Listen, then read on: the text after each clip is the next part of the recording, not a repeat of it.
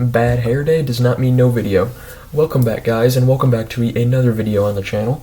So today we're gonna, start a series that I'm not gonna be updating as much, but we're gonna start like a Stanley Cup Champions and Stanley Cup Finalist series. Today I'm gonna do the Champions side with the 2022 or 2021-22 Colorado Avalanche, and tomorrow I'll probably do the 2021-22 Finalists, the Tampa Bay Lightning.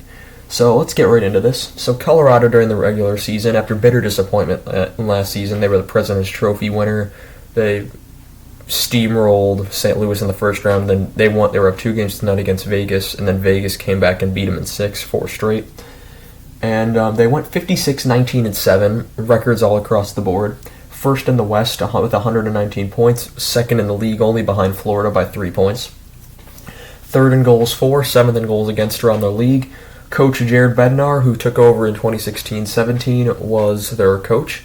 And how the Colorado Avalanche did this after being 5 years removed from the worst season in the salary cap era is truly incredible.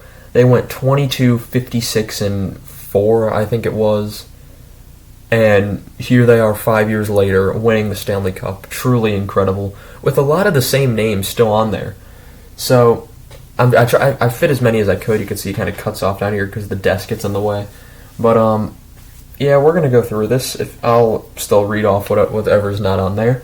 So let's look how these teams have built up. I put the top 12 scorers on both the regular season and the playoffs. So in the regular season, Rantanen leads the team in points, 75 games played, 36 goals, 56 assists, 92 points. Excellent season out of Rantanen. McKinnon in 65 games, 32 goals, 56 assists, 88 points. Kadri, 71 games played, 28 goals, 59 assists, 87 points. Makar, 77 games played, 77 goals, that'd be something. 28 goals, 58 assists, 86 points. Burakovsky, 80 games played, the first one to play 80 in the top 5. 22 goals, 39 assists, 61 points. Landeskog, 51 games played, 30 goals, 29 assists, 59 points. Devon Toews, 66 games played, 13 goals, 44 assists, 57 points.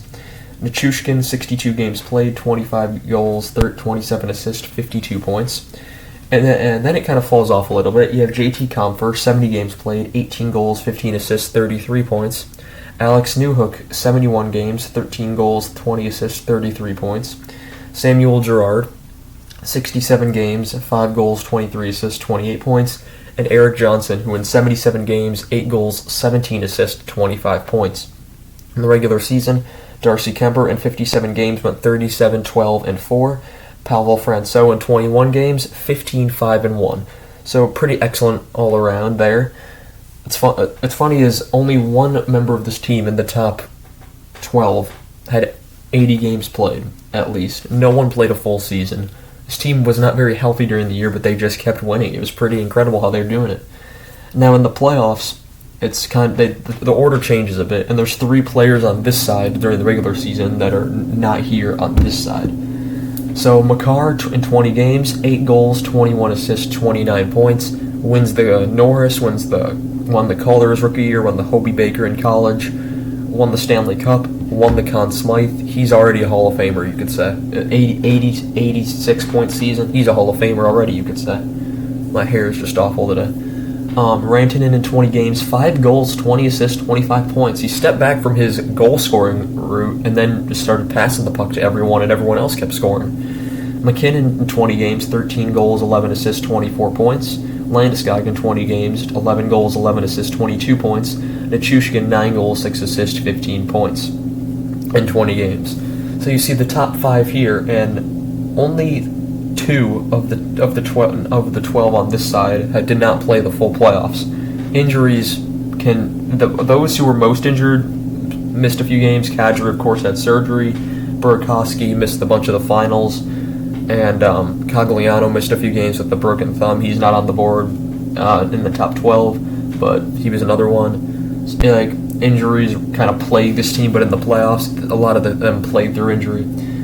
Kadri, 16 games played, 7 goals, 8 assists, 15 points. Devon Toews, 20 games played, 5 goals, 10 assists, 15 points. Arturi Lehkonen, who was acquired at the deadline from Montreal, 20 games played, 8 goals, 6 assists, 14 points.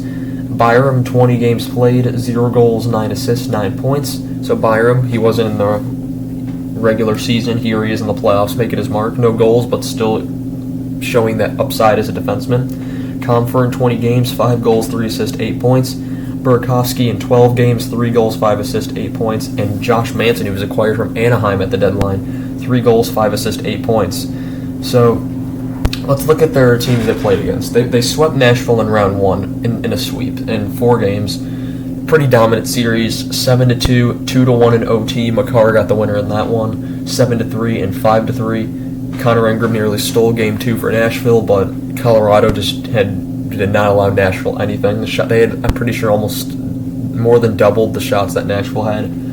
St. Louis in round 2, they beat in 6 and 4-2. So in game 1, they win 3-2 in overtime on a Josh Manson goal. The only game they really should have lost by that point, they lose 4-1 in game 2.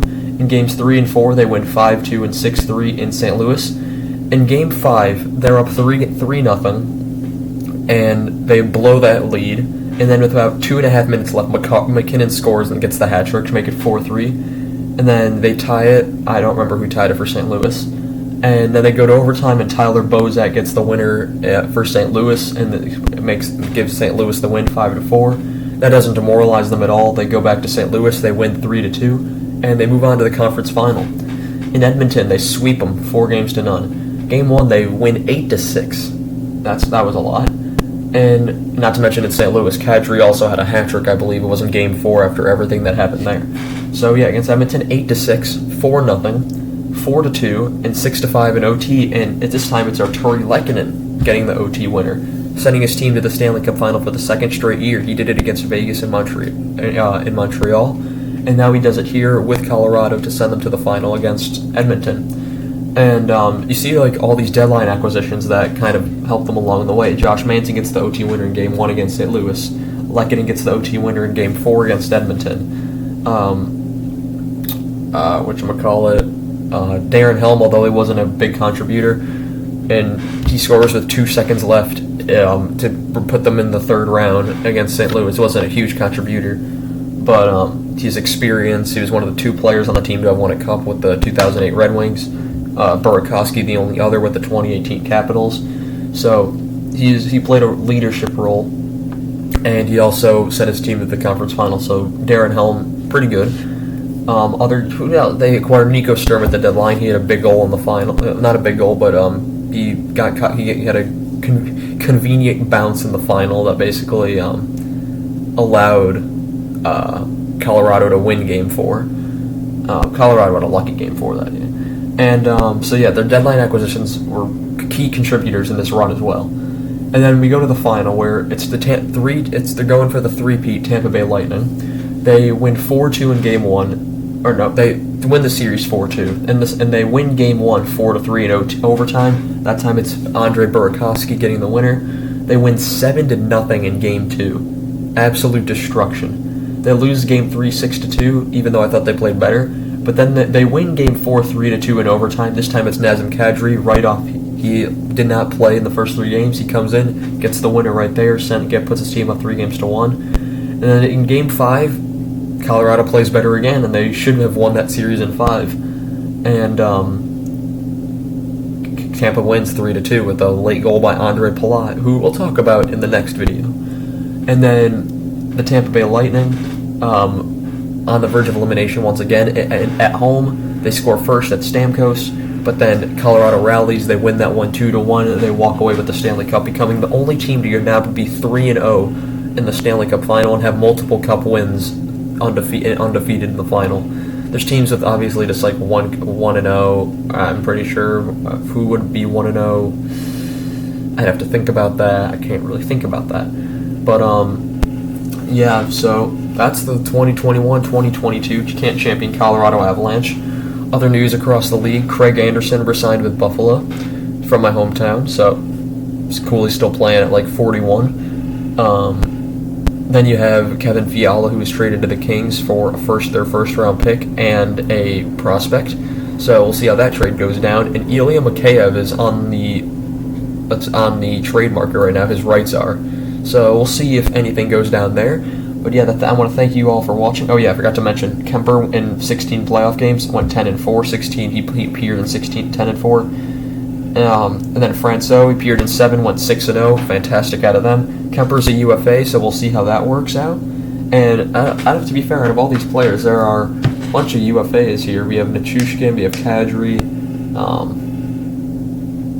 Burakovsky, Manson. There's a lot of members of this team that are free agents. McKinnon's coming up next year, and I feel like Rantanen is for some reason, even though he's not. I don't know why I'm thinking that. But yeah, that's all I have for you guys in this one. I want to thank you guys so much for watching, and I shall see you guys in the next one. Goodbye.